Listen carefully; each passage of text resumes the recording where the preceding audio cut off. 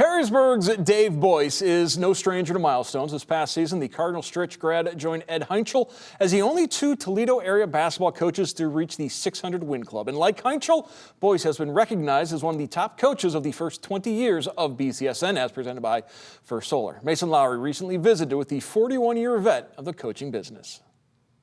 Dave, let's go back to the beginning. What made you want to be a coach? You know, I played for some good coaches in high school and in football and in basketball. Tom Greer, who was a very successful head coach in football, was my football coach. Tom Reddig, who ended up going into the State Coaching Hall of Fame in basketball, was my basketball coach. John Ross, a big figure here in the Toledo area, played football for the Rockets. He was one of my coaches. Good friend of mine. And I just learned from those guys, and you know, they made an influence on me. And when I went to school, my degree was in finance, but I had an inkling, so I took some education courses, and you know, it ended up panning out. You're 22 years old. You get your first head coaching job at Northwood. What lessons did you learn in that first year? That is uncommonly young to be a varsity head coach anywhere in any sport. You're just kind of thrown into it. Tell us about that first year. I was extremely lucky again. I had some ideas of how I wanted to coach, but it was raw, very, very raw. And you know, I was just starting to read things, and there wasn't YouTube, and there wasn't all these resources you had now. But I was very fortunate that Bob Conroy, who was Bobby Nichols' assistant at the University of Toledo, was the head coach at Ottawa Hills.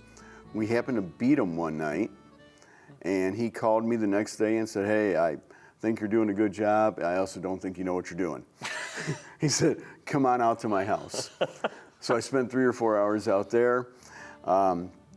Jim Robinson, who is now the Maumee coach, or was a longtime Maumee coach, was at Lake at the time. We didn't beat them; they killed us.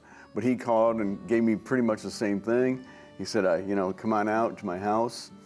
And, you know, I just started picking up as much as I could from as many places as I could. And I think maybe that's why I've got a little bit of a different style, because it's a mixture of a lot of different things. Well, and when you started, I mean, when I think of Perrysburg basketball now, I think of teams where you've got 4 or 5 outstanding perimeter shooters on the floor, guys that cut hard, you can backdoor teams to death.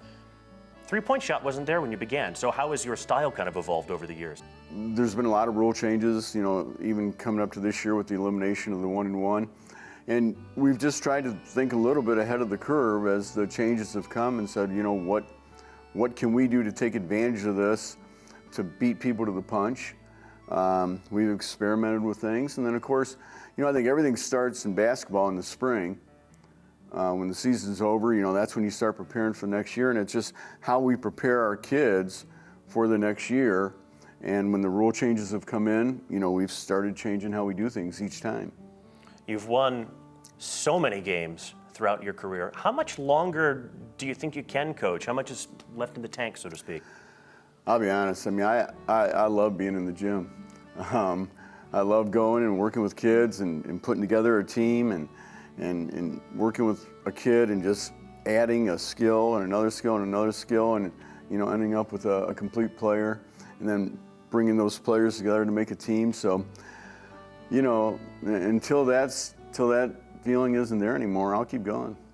What good do you think our network has done for Perrysburg and basketball in Northwest Ohio as a whole over the last 20 years?